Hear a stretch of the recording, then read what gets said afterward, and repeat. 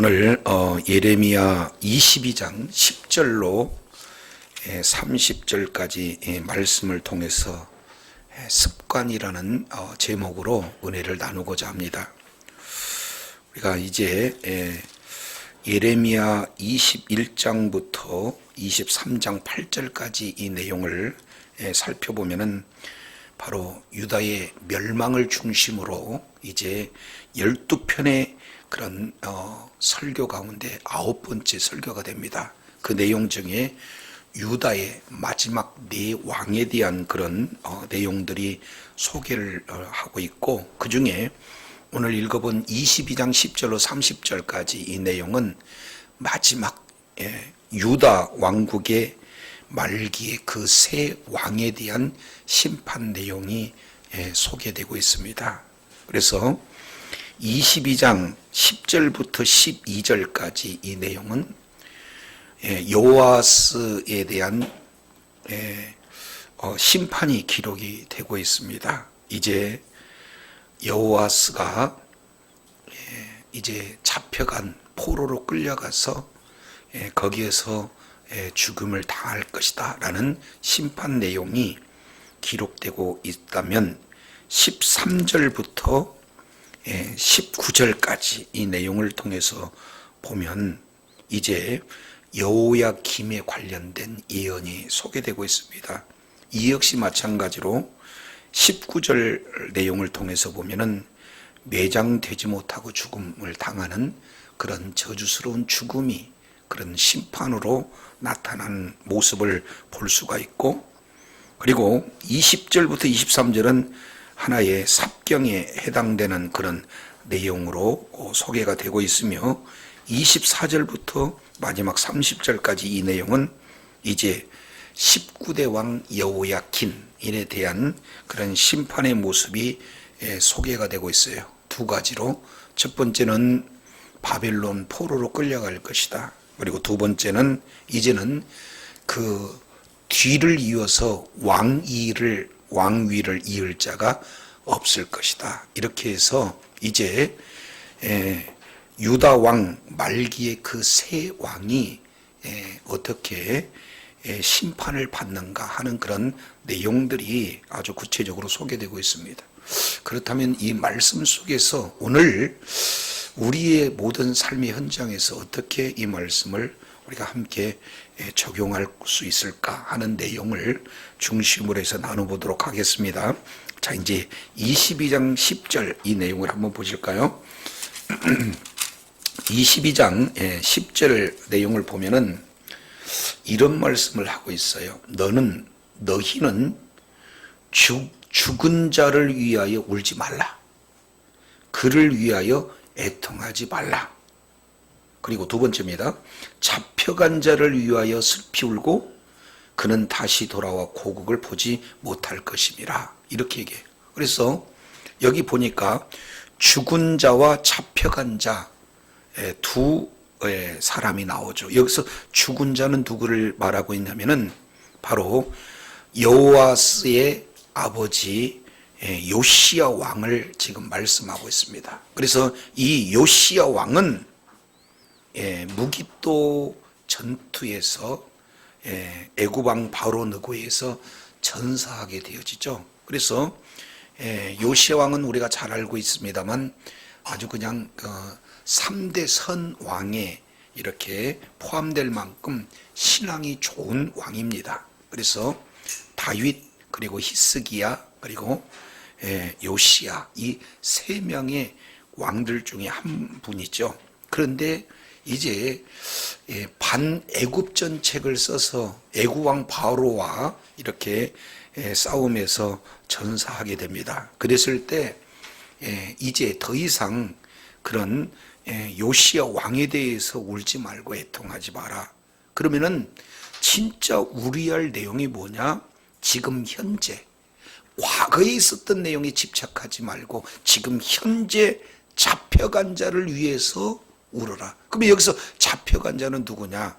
그 시대의 여호아스의 그런 어떤 내용입니다. 이제 남유다 왕 17대 왕이 되어지죠. 그래서 이 여호와스가 잡혀간다는 거죠. 그래서 그 잡혀가는 그런 자를 위해서 이제 슬피 울라라. 왜냐하면 10절 하반절에 보니까 그 이유를 기록하고 있죠.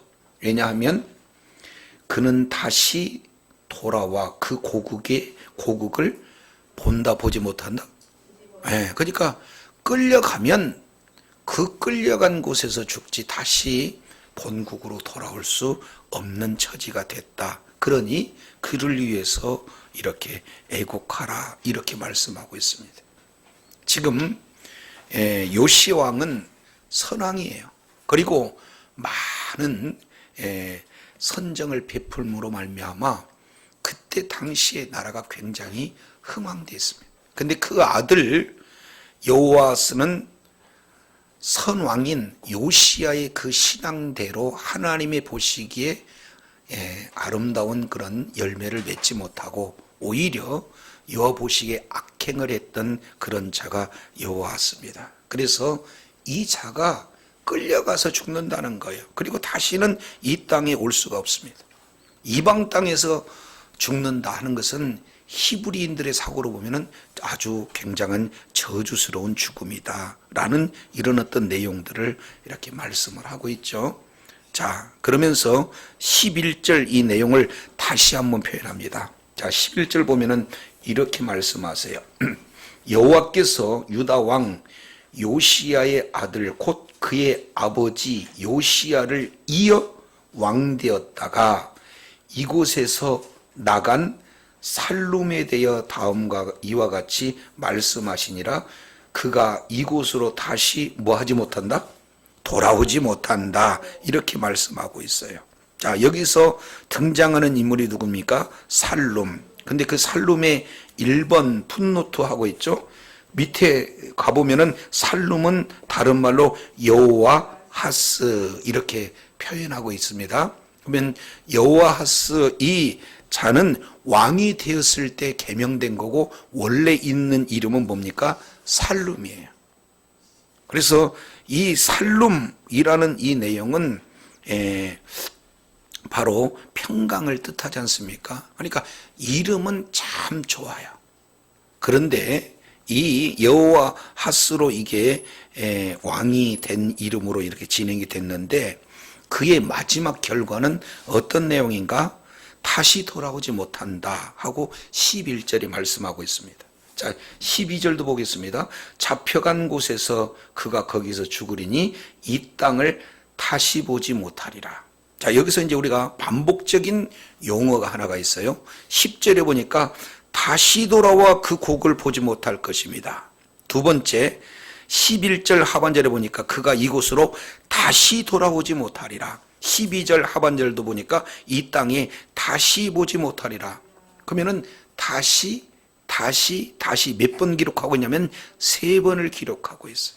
그러면 다시 돌아오지 못한다라고 3번을 기록한다면은 히브리인의 사고로 본다면은 3은 완전수예요. 그러니까 완전한 심판을 지금 말씀을 하고 있습니다. 그래서 이 말씀이 이제 열왕기하 25장 27절부터 30절 이 내용을 보면은 그대로 성취가 됩니다. 이제 아버지 요시야가 반애굽 정책을 씁니다. 그래서 그 아들을 아버지의 그런 어떤 정책 내용을 그대로 수용해서 여호와하스 역시 마찬가지로 반애굽 정책을 쓰게 됩니다. 그러니까 애굽왕 바로 느고가 이렇게 침략해서 여호와스를 데리고 애굽으로 가서 애굽 땅에서 죽고 다시는 돌아오지 못하는 것이 실제로 이루어져요. 자, 그런데 지금 이 여호와스는 요시야의 4형제 중에 4번째 아들입니다. 그러니까 첫째 형, 둘째 형, 셋째 형을 다 건너고 넷째가 왕이 됐다. 그 얘기는 그만큼 정치적 역량도 있다. 이렇게 또 우리가 생각해 볼 수 있어요. 그래서 아주 젊은 나이죠. 23살에 왕 위에 올렸는데 불과 3개월 통치하고 애굽 왕에게 끌려가서 거기서 죽습니다. 자, 그래서 유다의 마지막 이제 새 왕 중에 한 사람 여호아스가 짧은 그런 재임 기간, 통치 기간을 통해서 전사하는 그런 어떤 내용들이 10절에서 12절까지 이렇게 기록되고 있는 것을 보게 됩니다. 여기서 이제 우리가 한 가지 조금 염두에서 생각해 볼 수 있는 내용은 뭐냐? 아버지의 그런 정책은 그대로 계승을 이렇게 받았습니다. 그런데 여호아스는 아버지가 이렇게 뭡니까? 계승하고자 하는 신앙 문제는 계승을 하지 못했어요. 그래서 이게 신앙이 이제 자녀에게 그리고 후손에게 신앙이 전수된다는 거 얼마나 축복인지 몰라요. 그런데 이 요시야는 신앙을 자녀들에게 전수하지 못했습니다.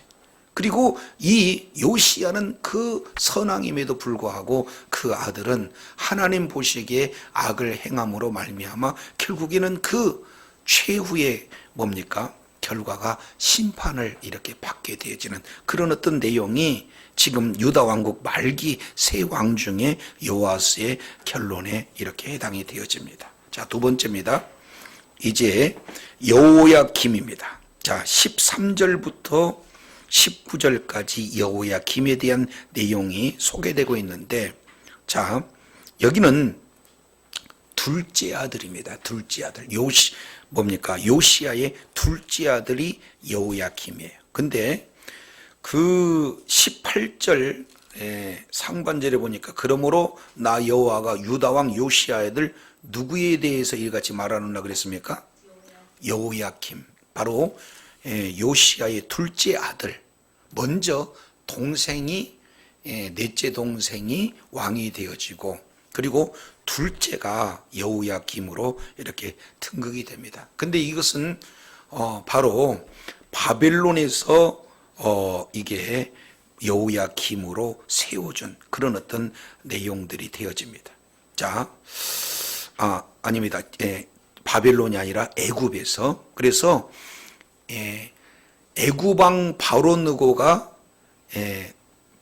여호아스를 데리고 가서 거기서 죽고 그 다음 왕위를 이을 자를 여호야김을 이렇게 세워서 이제 왕위를 이렇게 잇게 하는 그런 내용이기 때문에 여호야김은 반대로 아버지나 그 선왕 여호아스의 그런 반애굽 정책하고는 전혀 반대로 이번에는 어떤 내용을 하냐면 친애굽 정책을 진행을 합니다. 자, 근데 여호야김은 하나님 보시기에 참 악을 행한 그런 어떤 왕이 되어지는데, 자, 22장 13절 내용이 아주 중요한 내용이 소개가 되고 있어요. 우리 한번 읽어볼까요? 시작.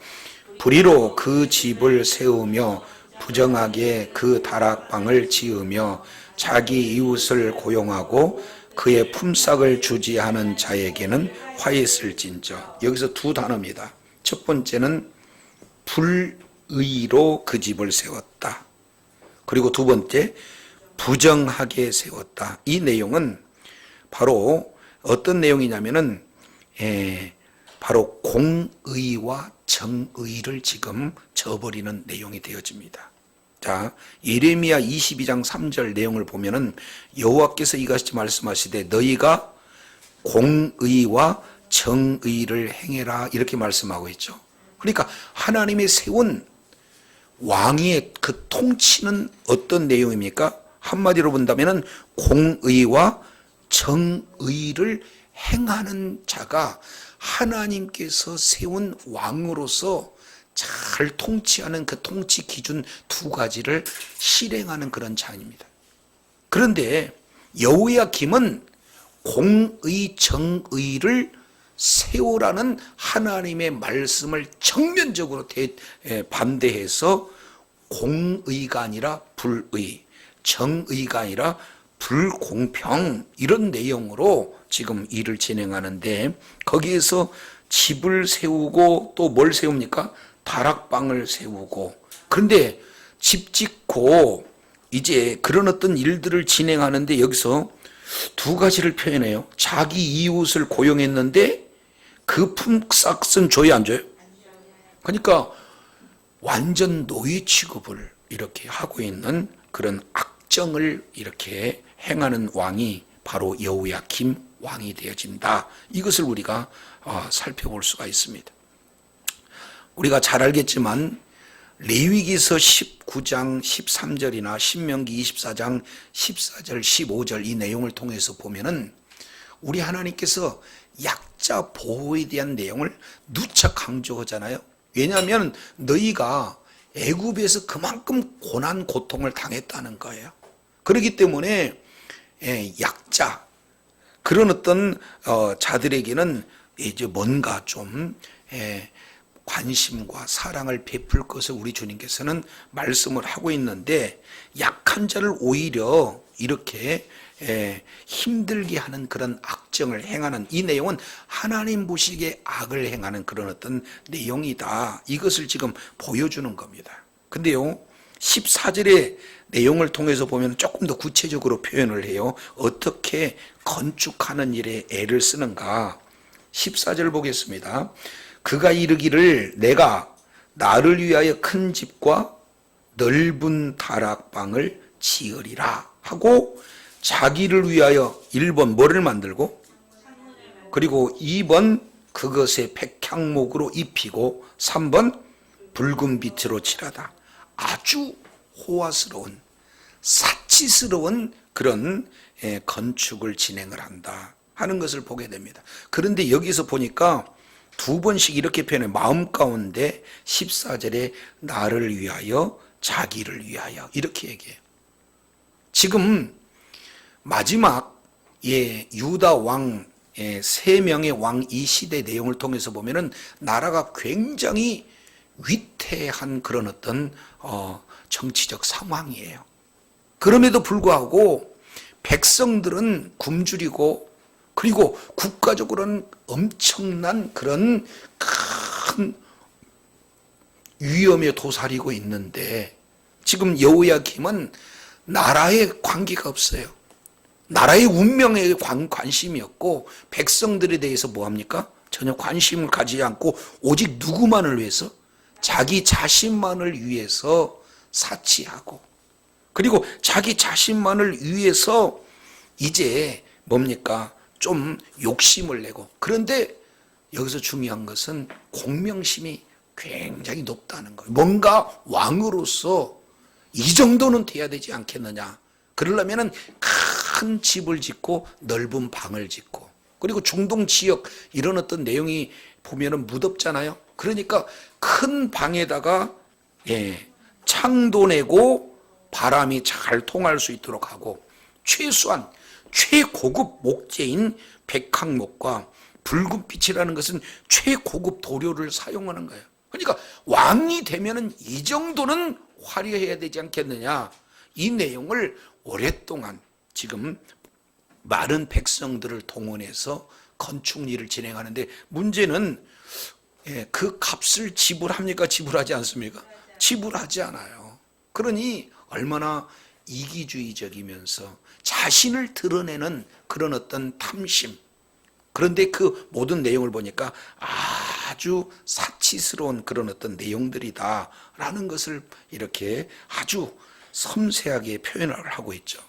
그런데 15절 이 내용을 쭉 비교를 해보는데 15절 보겠습니다. 여기는 15절 16절은 오늘날 우리에게 시사하는 바가 굉장히 큰 말씀이 기록되고 있습니다.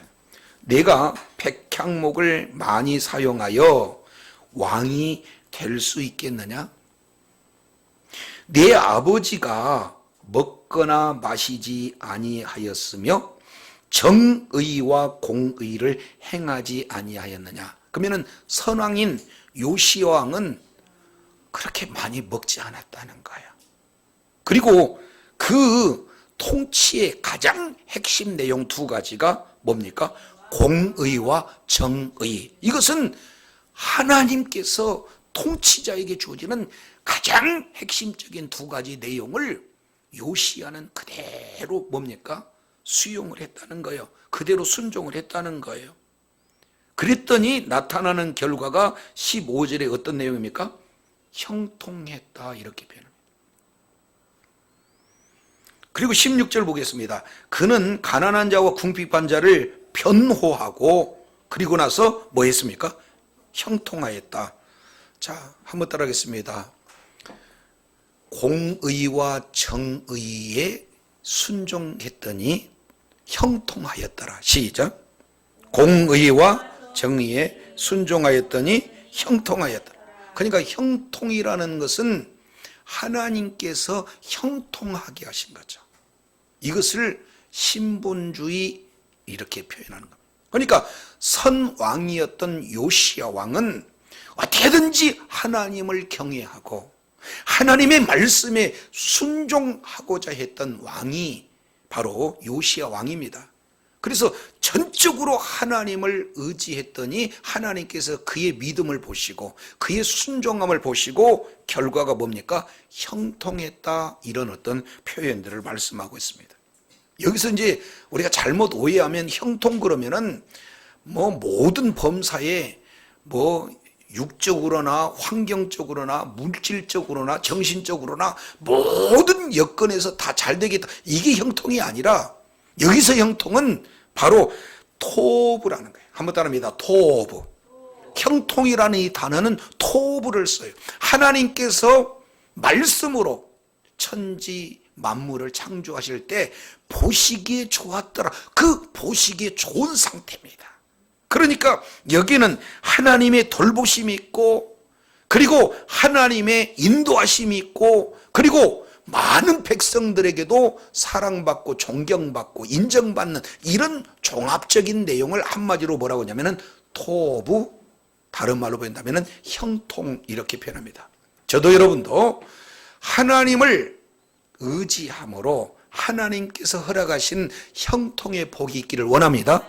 그런데 여기서 나타나는 지금 여호야김은 내가 왕 됐으니까 내가 노력했어, 내가 많은 사람들에게 이야 이렇게 큰 집, 이렇게 멋진 집, 최소한 왕으로서 이런 어떤 곳에 살아야 사람들에게 인정받고 존경받지 않겠는가 하는 그런 어떤 내용을 지금 비교해서 설명을 해주고 있는 거예요.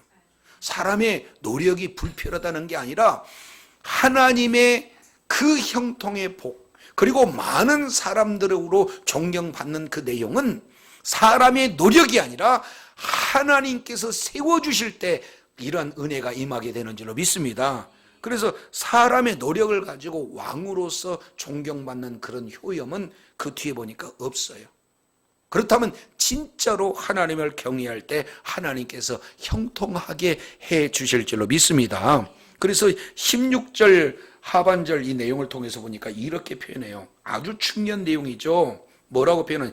이것이 나를 알미 아니냐? 여호와의 말씀이라. 마지막 마무리를 짓죠. 우리 주님은 하나님을 아는 것, 하나님을 아는 것을 너무 중요하게 여겨요. 이것은 각 선지서에 아주 계속해서 이렇게 중하게 여기는 내용입니다. 이사야서 1장 이 내용을 보면은 너희가 나를 알지 못했다. 그 유명한 호세아서 6장 4절, 호세아서 6장 6절 이 내용을 보면은 내 백성이 나를 알지 못했다. 그리고 계속해서 이렇게 반복하고 있잖아요. 그러니까 여기서 안다는 것은 인격적으로 하나님과 깊은 교제를 한다는 거예요. 지식적으로 아는 그런 범위가 아니라 지식적으로도 알지만 실질적으로는 하나님과 교제하면서 이것을 아는 그런 어떤 내용이 있죠. 그래서 이것이 나를 안다. 그러면 결국 요시야 왕은 하나님을 아는 자가 됐습니다. 이걸 요한복음 17장 3절 내용을 보면 하나님을 아는 것이 구원, 이렇게 표현하지 않습니까? 하나님과 예수 그리스도를 아는 것이 영생, 이렇게 말씀을 하고 있습니다. 여기서는 안다는 것은 지식의 차원이 아니라 전인격적으로 주님과 깊은 교제가 이루어지는 그런 어떤 내용들을 말씀하고 있죠. 그러니 지금 여호야김은 하나님에 대해서 모르고 그 아버지 요아스는 하나님에 대해서 알았어요. 그래서 하나님을 모르는 여호야김은 어떻게든지 자신의 노력으로 자기가 왕 위치에서 모든 것을 누리기를 원했지만 하나님께서는 이제 사람의 노력보다 하나님의 말씀에 순종했을 때 오히려 형통의 복으로 인도해 주셨던 이런 내용을 직접 비교하면서 저와 여러분이 오늘 사람의 노력으로 뭔가 자기 자신의 그런 어떤 위치를 견고하게 할 것인가, 아니면 흔들리지 않도록 하나님께서 이렇게 은혜를 주시는 자리에 있을 건가, 저와 여러분에게 지금 직접 비교해서 이렇게 선택할 수 있도록 말씀하고 있다는 것 기억하시기 바랍니다. 끝까지 하나님 의지해서 하나님이 주신 그런 놀라운 은혜 가운데 거하는 복된 은혜 있기를 원합니다. 그러나 17절 여호야김은 이렇게 말하고 있습니다. 17절 여기 보면은 뭡니까? 17절에 보면은 아주 왕으로서 빠지기 쉬운 죄악 4가지가 기록되고 있어요. 자, 그러나 여호야김은 내 두 눈과 마음이 어디에 있는가? 1번 탐욕이 있다는 거예요. 탐욕. 여기서 탐욕이라는 것은 자기가 원하는 것을 아주 힘을 가해서, 권력을 가해서 탈취하는 그런 탐욕을 말씀하고 있습니다. 좀 힘이 있으니까, 권력이 있으니까 더 이렇게 약한 자들을 이제 이렇게 부당하게 그들의 소유를 약탈하는 그런 어떤 내용, 권력을 가진 사람들 얼마든지 할 수가 있어요. 우리 역시 마찬가지고 조심해야 돼요. 자, 2번째입니다. 무지한 피를 뭐한다? 흘린다. 그때 당시에 여호야김 같은 내용은 이렇게 악정을 행하니까 많은 선지자들이 왕이시여 백성을 이렇게 하나님의 말씀대로 정의와 공의로 통치하시기를 원합니다. 그러면은 바른 말 했다고 죽이는 거예요. 무지한 피를 흘리는 그런 어떤 내용을 이렇게 말씀하고 있잖아요. 그러니까 어느 정권이든 마찬가지입니다. 정권을 향해서 비판하면은 그것을 수용하는 정권은 좀 그래도 오래 가잖아요. 그런데 비판한다고 옥에 가두고 이렇게 되면 어떻게 돼요? 국민적 저항이 임하게 되는 그런 어떤 내용입니다. 그래서 무지한 피를 흘리는 것, 이거 정권 잡았다고, 권세 있다고, 이거 함부로 이렇게 백성들에게 이렇게 남용할 수 있는 그런 내용이다. 3번째입니다. 압박. 요 압박 역시 마찬가지로 목적이 착취죠. 은근하게 강요하고 뇌물을 가져오기를 하고, 제가 높은 자리에 있는데요, 와가지고는 뭐 무슨 골프채를 그냥 가져오던데요. 그 위치가 암암리에 뭐합니까? 압박을 가할 수가 있어요.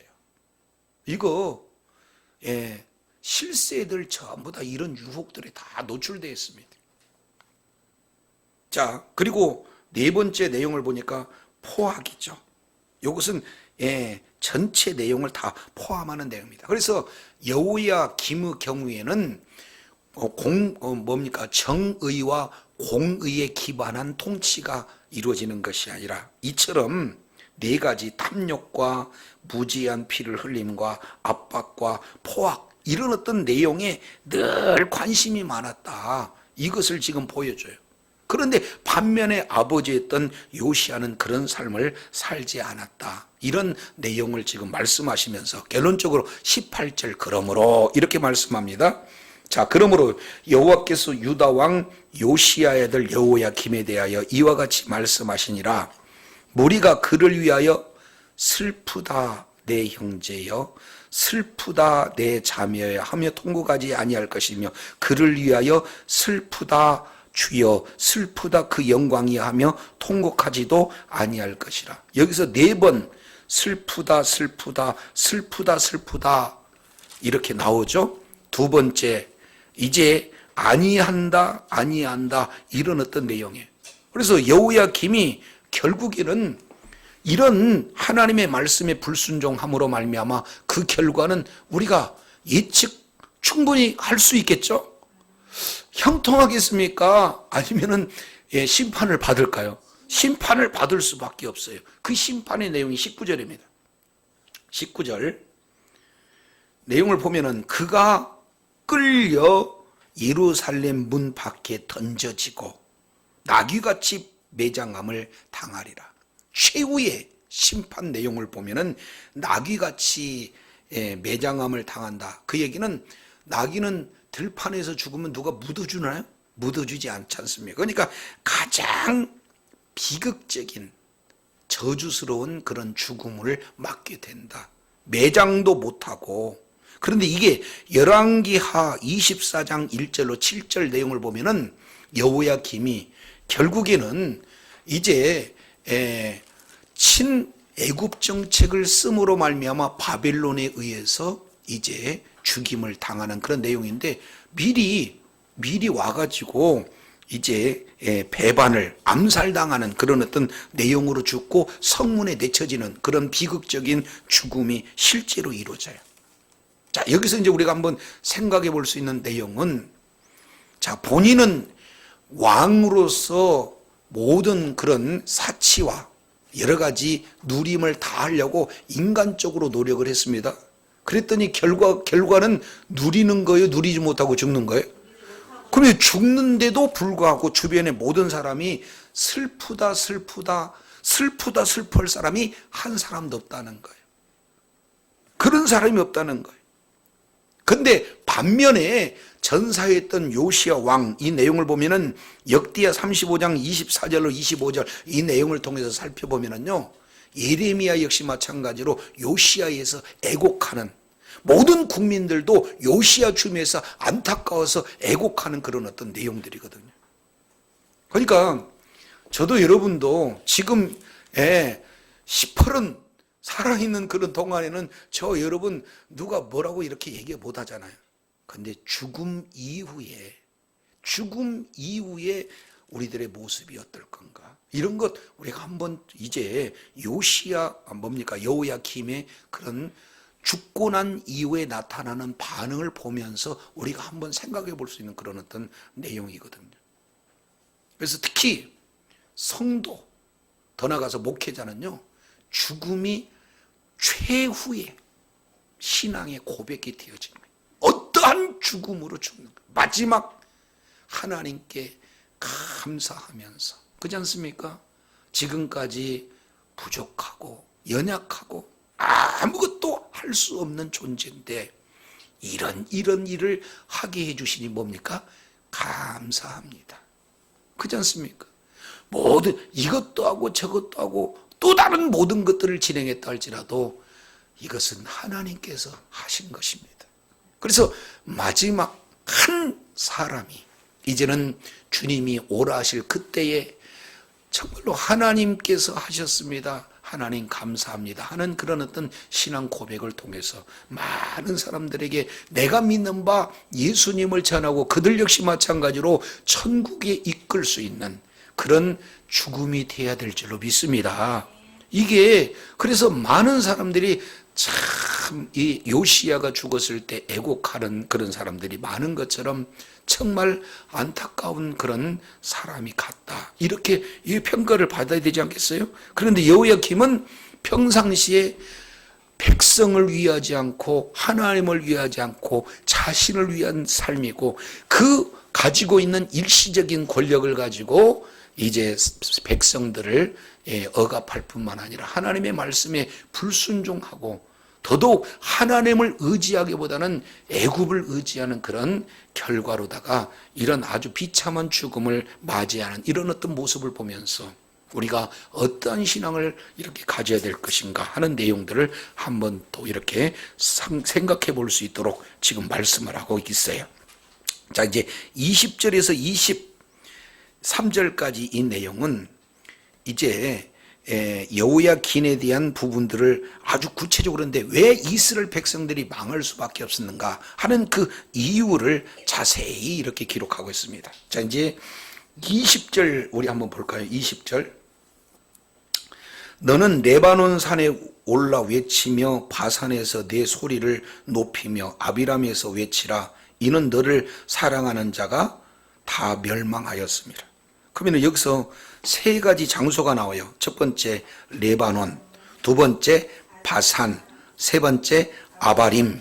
이 내용은 공통적인 높은 산입니다. 고산지대예요. 그러니까 이것은 그 세 지명이 모든 땅의 경계지역이고 그 땅의 경계지역에 있으면 가장 높은 산이에요. 그러니까 너는 모든 사람들이 다 들을 수 있도록 첫 번째 올라가라, 두 번째 외쳐라, 세 번째 내 소리를 높여라, 그리고 외쳐라. 4번 명령을 합니다. 세 개의 장소에서.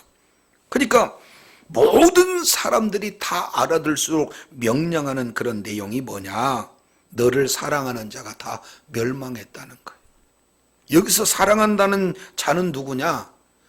바로 이제 우리 지금 남유다를 그나마 어려운 그런 위경 속에서 지켜줄 수 있는 동맹국들을 얘기하는 거거든요. 그러니까 애굽을 포함한 반 바벨론 세력을 이렇게 집결해 가지고 동맹을 맺은 그런 자들이 너를 사랑하는 자예요. 오늘날 하나님보다 뭔가 더 사랑하고 더 의지하는 자가 누굴까요? 지금 여호야긴 그런 시대에 나를 지켜줄 수 있는 것은 동맹국이다. 이것이 그가 사랑하는 그런 내용이라면 오늘날 우리가 사랑하는 내용이 뭘까요? 돈입니까? 권력입니까? 아니면 우리 이를테면 남편입니까? 아내입니까? 이거 우리가 바로 알아야 되거든요. 우리가 진정으로 사랑하고 우리가 진정으로 의지할 뻔은 바로 우리 주님밖에 없는 줄로 믿습니다. 근데 여기에서 너를 사랑하는 자가 있다는, 근데 그 자를 완전히 끊어버려. 하나님께서 다 멸망하였다. 이렇게 표현합니다. 왜 그러냐면 21절 내용을 보니까 내가 평안할 때 내가 내게 말했다는 거야. 계속해서 이방인을 의지하지 말라. 나를 의지하라. 말씀에 순종하라. 그리고 백성들에게 정의와 공의를 행하라. 계속해서 선지자를 보내서 말씀했다. 그 말이에요. 그런데 말씀하신 그런 하나님의 말씀에 순종하는 것이 아니라 어떻게 해요? 듣지 아니하였다는 거예요. 자, 그러면서 중요한 내용이죠. 시작. 내가 어려서부터 내 목소리를 청종하지 아니함이 내 뭐다? 습관이다. 그러니까 아예 어렸을 때부터 뭡니까? 순종하는 그런 내용이 훈련되지 않았다는 거. 지난번에 우리 뭡니까? 클라라 선교사님 와서 몇 살 안에 5살 안에 순종 훈련하지 않는다. 그러면은 그 다음에 너무 이게 뻔한 그런 어떤 내용이라는 거예요.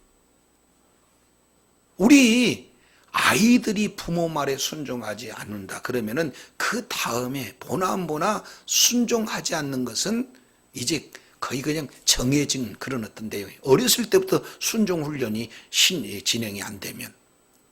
신명기의 다른 말은 뭐냐? 순종의 책입니다. 신명기가. 그래서 이제 하나님의 말씀에 순종하면 복이고 불순종하면 저주다. 아이 그냥 그런 율법의 그런 확실한 그런 내용으로 이렇게 표현을 하고 있죠.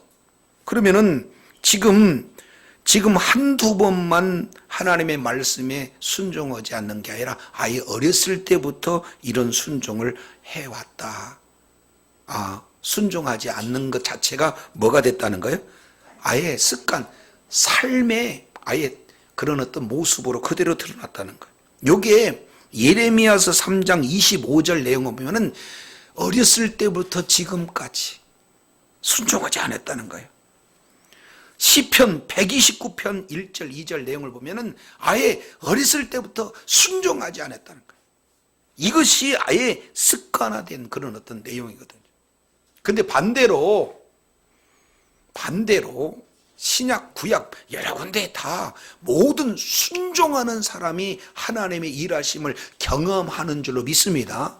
그 중에 다니엘서 6장 10절 내용을 보면은 크게 다니엘이 창문이 열렸음에도 불구하고 목숨을 건 기도를 하고 있는데 거기에 약 6가지의 그런 어떤 내용들을 표현을 하고 있어요. 근데 그 중에 핵심 내용은 뭐냐면은 습관을 따라 자기의 규례대로 지금까지 목숨이 이제 경각에 달렸음에도 불구하고 이제 예루살렘을 향하여 창문을 열고 자기 습관을 따라 이제 기도를 진행하는 그런 내용 가운데 하나님 앞에 감사하는 내용이 아주 구체적으로 기록되고 있어요. 그러니까 나쁜 습관이든 좋은 습관이든 바로 이제 그 습관에 따라서 순종하든 불순종하든 이런 어떤 그 내용이 결정이 되어지는데 저와 여러분은 하나님 말씀에 순종하는 그런 좋은 습관이 있기를 원합니다. 근데 이 지금 왕들 이 내용을 보면은 잘못된 습관이 자리 잡혔다는 거예요. 요걸 사도행전 17장 1절 이하 3절까지 이 내용을 통해 보면 사도 바울이 바로 가지고 있는 그런 습관, 자기 관례대로, 자기 규례대로 이제 매 안식일 날 성경을 가지고 설교하는 자기만의 그런 규칙이 있다는 거예요. 3가지 내용을 말씀하고 있죠. 첫 번째는 성경 중심입니다. 성경 중심으로 이렇게 진행하고, 두 번째는 강해 중심으로 설교를 해야 되겠다. 그리고 3번째 내용은 십자가와 부활을 빼서는 안 되겠다. 그래서 성경 중심, 강해 중심, 그리고 예수 중심, 이 내용이 사도 바울이 설교를 하는 데서 아예 자기의 습관, 자기의 이를테면은 관례가 되었다라고 이렇게 표현합니다. 다니엘도 그리고 또 뭡니까? 사도 바울 역시 마찬가지로 좋은 습관으로 말미암아 하나님 앞에 귀하게 쓰임 받았다는 사실을 우리는 성경을 통해서 볼 수가 있어요. 근데 반면 오늘 여호야킨 이 왕 내용을 통해서 보면은 말씀에 불순종하는데 어렸을 때부터 습관이 되었다는 거예요. 자, 그래서 이제 22절 이 내용을 보면은 세 종류의 사람이 소개가 됩니다. 자, 22절 한번 읽어볼까요? 22절 시작. 내 목자들은 다 바람에 삼켜질 것이요 너를 사랑하는 자들은 사로잡혀 가리니 그때 내가 반드시 내 모든 악 때문에 수치와 욕을 당하리라. 자, 여기서 보면은요 세 부류입니다. 첫 번째 나온 게 목자들, 두 번째 너를 사랑하는 자들, 세 번째 너, 이렇게 표현하고 있어요. 그러면 지금 이들의 내용을 통해서 보면은 목자들이라는 것은 바로 그들의 치리자고 그들의 지도자잖아요. 그러니까 모두들 다 이제 자기를 이끌어줄 수 있는 지도자, 정치 지도자들을 다 의지했는데 도와줄 사람 역시 마찬가지로 다 바람에 이렇게 겨처럼 다 삼켜져 버린다는 거예요. 두 번째는 너를 사랑하는 자, 동맹국 말씀드렸습니다. 다 사로잡혀 간다는 거예요. 그리고 너희들도 반드시 수치와 모욕을 당할 것이다. 이것을 바로 심판에 대한 내용들을 기록하고 있습니다. 그래서 23절 내용을 보니까 이런 표현을 하고 있죠. 레바논에 살면서 백향목에 깃들이는 자여. 여기서 백향목에 깃들인다라는 이 내용은 미리 말씀을 드렸습니다. 22장 6절 이 내용은 지난 시간 우리가 살펴봤더니 예루살렘에서 참 평안하고 안락해 사는 그런 내용을 레바논에 거하고 백향목에 깃들인 이런 표현을 해요. 근데 이렇게 아주 풍요롭게 아주 이제 안정감 있게 안락함과 평안함을 다 누리는 그런 자들이 어떤 내용인가? 여인의 해산하는 고통같이 고통이 내게 임한다는 거예요. 우리가 잘 알겠지만 여인의 해산의 고통 같은 것은 두 가지잖아요. 긴박성. 또 하나는 고통. 갑자기, 그리고 어마어마한 그런 고통이 따른다는 거예요. 그랬을 때 너의 가련함이 얼마나 심하겠느냐. 내가 믿었던 지도자들, 내가 믿었던 동맹국들, 내가 원했던 그 소망들, 이 내용들이 하나하나 다 의지할 수 없는 그 허탈함, 그리고 최종적으로 나타나는 그런 수치, 이런 내용 때문에 어떻게 그 가련함을 표현할 수가 없다, 이렇게 지금 말씀을 하고 있습니다.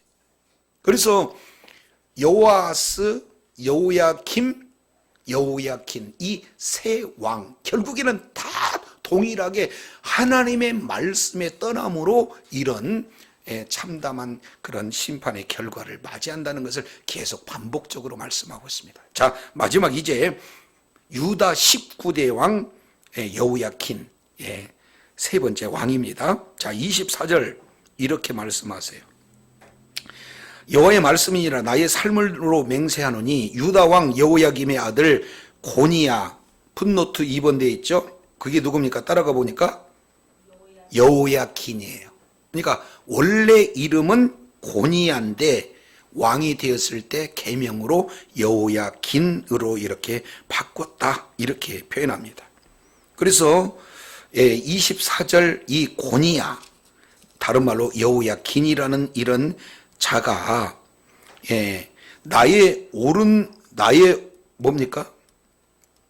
나의 오른손에 인장 반지라 할지라도 내가 빼내어 버리겠다. 그러니까 인장 반지 그러면 우리로 본다면은 인감도장과 같은 겁니다. 그러니까 가장 소중한 물품 그런 중에 하나가 인장 반지.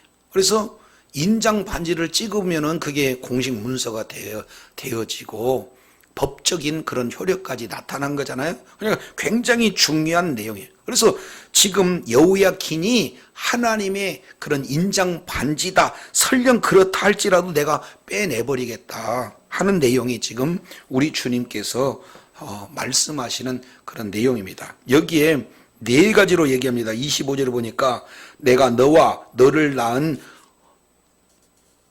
25절에 보니까 내 생명을 찾는 자의 손, 두 번째 내가 두려워하는 자의 손, 세 번째 곧 바벨론 왕 느부갓네살의 손, 네 번째 갈대인의 손에 줄 것이라.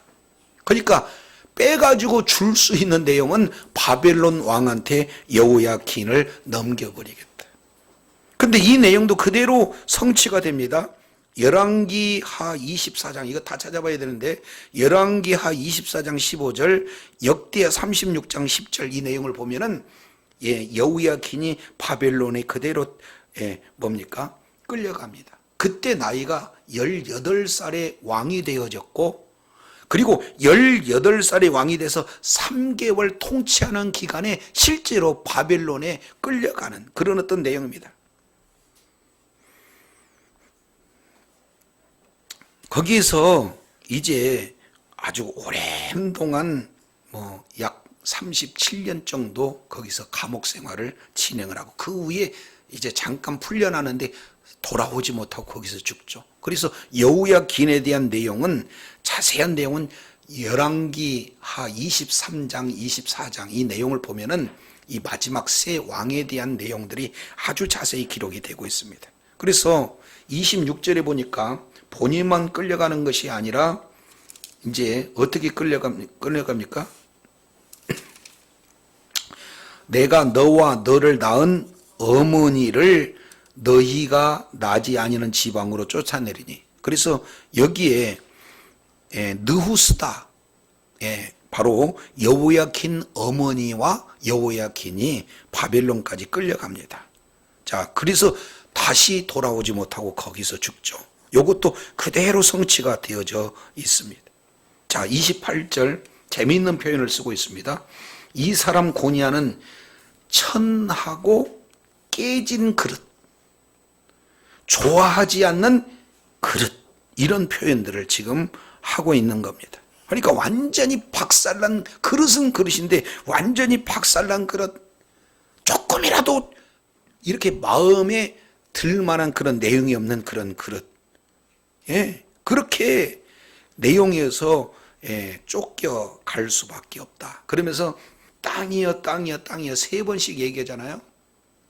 여기는 뭐 여러 가지 해석이 있을 수 있지만 이제 땅이여 땅이여 땅이여 여호와의 말을 들을지어다. 사람들은 말을 안 들으니까 증인으로 땅이 된다는 거예요. 또 다른 표현으로는 사람들보다도 지금 땅에게 얘기하는 것은 정말로 사람의 그런 어떤 내용은 들을 수 있는 조차도 안 되는 겁니다. 자, 그래서 뭐라고 표현하냐면은, 자, 3가지로 표현합니다. 30절 우리 다 같이 한번 읽습니다. 30절 시작. 여호와께서 이와 같이 말씀하시니라. 너희는 이 사람이 자식이 없고 그의 평생 동안 형통하지 못할지라 기록하라. 이는 그의 자손 중에 형통하여 다윗의 왕위에 앉아 유다를 다스릴 사람이 다시는 없을 것이. 무시무시하죠. 첫 번째, 이 사람은 뭐하다? 자식이 없다. 두 번째, 평생에 형통하지 못한다. 그리고 세 번째, 이제는 왕이 끊겨진다는 것. 그래서 여호야킨 이후로 그 자녀를 통해서 왕이 끊겨집니다. 이제 사무엘하 7장 내용을 보면은 하나님께서 다윗에게 약속하신 너희 후손이 영원토록 왕이 되겠다 하는 그 육적 혈통은 여기서 딱 끝나버립니다. 비극이죠. 그래서 북이스라엘이 이제 아수르에서 완전히 끝나고 남유다가 바벨론에서 완전히 끝나는 이런 어떤 내용이 그대로 적용돼요. 그래서 오늘 마지막 그 유다의 새 왕에 대한 내용들을 봤더니 한결같이 첫 번째는 끌려가서 거기서 죽고, 두 번째는 전쟁터에 나가가지고는 매장되지 못하고 죽고, 세 번째는 끌려가서 죽고 아예 왕권 자체가 끊어지는 그런 비극적인 결말은 단 하나의 내용으로 이렇게 통해서 볼 수가 있습니다. 자, 시간이 조금 지나더라도 한 군데 보고 넘어오겠습니다. 자, 열왕기하 23장입니다. 열왕기하 23장. 이 세 사람의 공통적인 그런 어떤 내용이 기록이 되고 있습니다. 열왕기하 23장.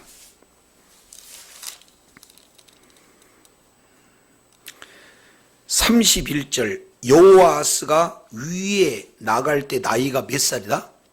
23살. 근데 예루살렘에 석 달 뺏기치를 못합니다. 자, 그런데 32절 중요합니다. 여호아스가 그 열조의 모든 행위대로 여호와 보시기에 뭘 행했다? 여호와 아하스가 악을 행해서 결국에는 애굽으로 끌려가서 최후의 비극적인 죽음을 맞게 되는 그 내용입니다. 자, 이 34절 하반절에 보니까 여호야김이라고 여호와는 애굽에 잡혀가서 그가 거기서 죽었다. 이게 여호아스의 내용입니다. 근데 35절 보겠습니다. 36절에 보니까 여호야김이 왕이 될 때 이 자가 또 뭐예요? 25살, 두 살 많은 형, 둘째 형이 이제 여호야김이 됐습니다. 11년 동안 이 자는 치리하는데 37절 하반절에 보니까 여호와 보시기에 뭘 행했다? 악을 행했다. 공통점이죠. 여호와 보시기에 악을 행한 공통점이 있습니다. 그러면 여호야김은 24장 8절 보니까 여호와의 긴이 위에 나갈 때 나이가 몇 세다? 18살. 그런데 예루살렘에 석 달을 치리하는데 그의 모침은 누수다예요. 그런데 이 자가 결국 어떻게 되냐? 15절에 보니까 그가 여호야긴을 바벨론으로 사로잡았다. 그죠? 잡아갔어요. 근데 그 내용을 통해서 보면은 여기에서 9절에 보니까 여호야긴이 그 붙인 모친의 모든 행위를 본받아 여호와 보시기에 뭘 행했다? 그러면 새 왕 공통적은 뭡니까? 여호와 보시기에 악을 행했어요. 그러니까 여호와 보시기에 악을 행하니까 나타나는 결과는 애굽에 끌려가서 거기서 죽고, 그리고 전쟁터에 나가서 거기서 죽고 매장도 되지 못하고, 그리고 결국에는 바벨론에 모두 다 끌려가고 거기서 돌아오지 못하고 죽고, 그리고 아예 왕위 자체가 끊겨지는 그런 어떤 내용은 다른 데 있지 않고 하나님 보시기에 악을 행했다. 이게 어렸을 때부터 말씀에 불순종하는 그런 어떤 결과가 아예 습관화가 돼서 나타나는 그 원인으로 말미암아 이 모든 왕들, 이들이 이제는 마지막 최후의 심판을 이렇게 당하고 있는 것을 보게 됩니다. 그러면 이런 내용을 통해서 그러면 우리는 어떻게 이것을 바라볼 건가? 하나님의 말씀에 불순종하면은 반드시 뭐가 있어요? 심판이 있어요. 이것은 시간의 문제지, 말씀을 떠난 그런 죄악에는 반드시 심판이 있다는 것 기억하시기 바랍니다. 근데 두 번째 내용을 봤더니 계속해서 하나님은 말씀하시고 그 말씀하시는 내용이 그대로 성취가 되어져요. 말한 대로 너무나 치밀하게 정확하게 하나님의 말씀이 이루어지는 그런 어떤 내용들을 보게 되어집니다. 그래서 결국 말씀에 떠나서 죄를 짓고, 죄를 짓게 되면 심판을 받는데 그 심판의 참상이 얼마나 무시무시한가. 그런데 이런 내용들은 한결같이 하나님의 말씀하신 그대로 성취가 되어진 줄로 믿습니다. 그러면 저와 여러분의 내용을 통해서 보면은 우리가 여호야김, 여호야긴, 그리고 여호아하스 이런 어떤 내용들과 비단 이렇게 다르다고 할 수가 있을까요? 아니잖아요. 저도 여러분도 포함해서 하나님의 말씀대로 살라고는 애를 쓰지만 때로는요, 하나님의 말씀보다도 나한테 손해가 오니까 내 중심으로 살아갈 때가 얼마나 많이 있냐 그 말이지.